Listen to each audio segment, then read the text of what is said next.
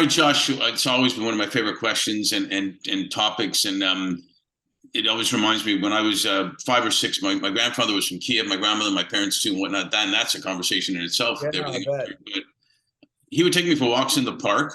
And one time I asked him, I'm Jewish, I call him Zeta. I said, Zeta, how do you know all these people? He's talking Yeah. about shared experiences before. He said, I didn't know anybody. But one day I smiled at this guy and he smiled back at me. And then he started talking to me. And so I talked to him. And then he introduced me to another guy who smiled at me. And Wow. I'm thinking that was pretty cool at 5 or 6, I thought. But then I even figured out more how cool it really was. Yep. And it was brilliant. Just, That's you know, absolutely brilliant. I love that. can you share with us 2 or 3 people that have been, I know you probably have a lot, but 2 or 3 people that have been influential in your life? Yeah, I mean, gosh, you could go all the way back, go all over the place. I'll say, and I'm sure people say this a lot, my dad was really influential for me. So I'll give the candid, dad one, but he really did. He was amazing at teaching us life principles. Everything from, every time I borrow money, it was a kid, we'd have to pay it back. Right. Jobs early on.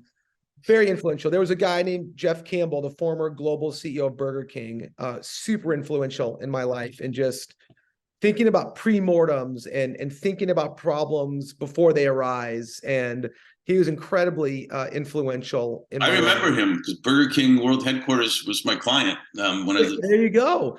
Yeah, so Jeff is still a mentor of mine and was super influential in just the way I thought about the world and problem solving. There was actually a guy named David Pierce who was a head of a big radio station then, and he was influential in my life because he took risks on me early, and it taught me a lot about taking risks on people. So those were 3 people that were really influential for different reasons. Dad early on just principle driven, how the world works. This really is how it works. It's there's a covering and a safety in family. Here's how it actually works.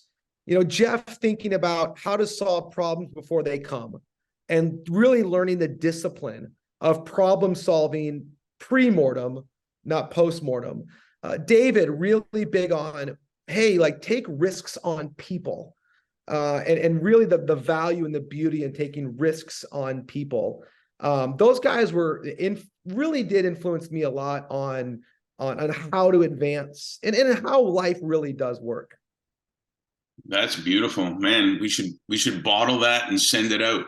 And thank you. Well, it's you just keep, again, you like your grandfather said, you keep collecting people that help you think about how the world works, fundamentally how the world works, and it really is a nuance that stays true.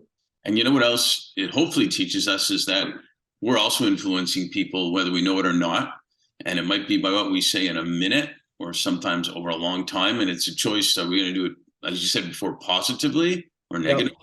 Yep. That's it, man. Well, and I love what your grandfather says, and I hope more and more people do it, man. Smile, build relationships, be open-handed.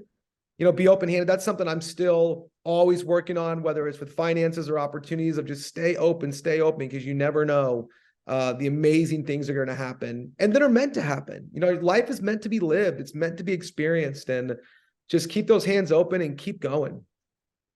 Keep spreading the message, man. Nice job. Thanks. Appreciate it, man. Thank you.